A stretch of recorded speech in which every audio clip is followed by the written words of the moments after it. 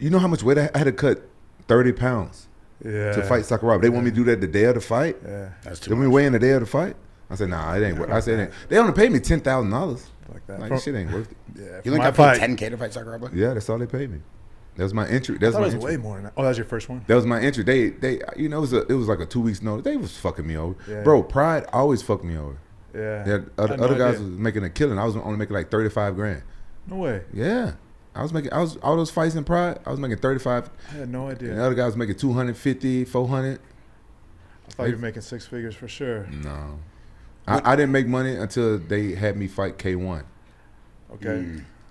When you talk about UFC 96 being your favorite fight, the fight against Rampage, why is that? Well, because what we're talking about, like, it's easy to fight legends. For me, it is. That's what I learned about myself after fighting. If you tell me it's a whole like thing from childhood, like security thing. That's why we get into fighting in the first place, because I'll prove to everybody I'm somebody with a better way to do that than I'm a fucking fighter, and I'll beat up everybody in this room, that kind of thing, right?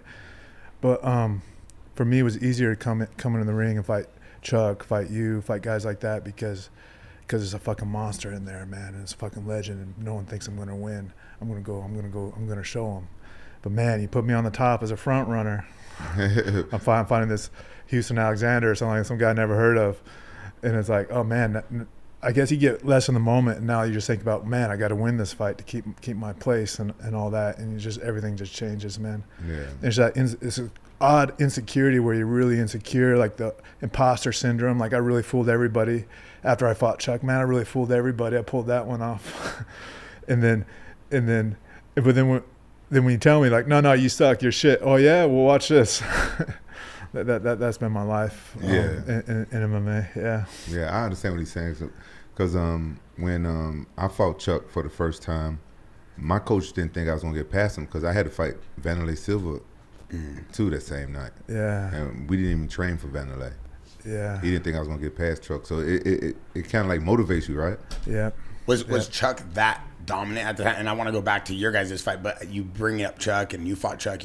Was Chuck that? Because we all know Chuck. He's a good friend of mine. I have nothing but respect for him. I'm just a fight fan. But was he that crazy? Like mentally, did he like make people that nervous or that scared, or what was it about him? Or was he that good? Or because no one talks about fighters anymore the way they talk about Chuck. I think that a lot of people lost before they went in the ring. Like, I saw him fight Jeremy Horn, and he destroyed Jeremy Horn. But Jeremy Horn got some cool leg kicks and some cool things in there. He just didn't believe in them.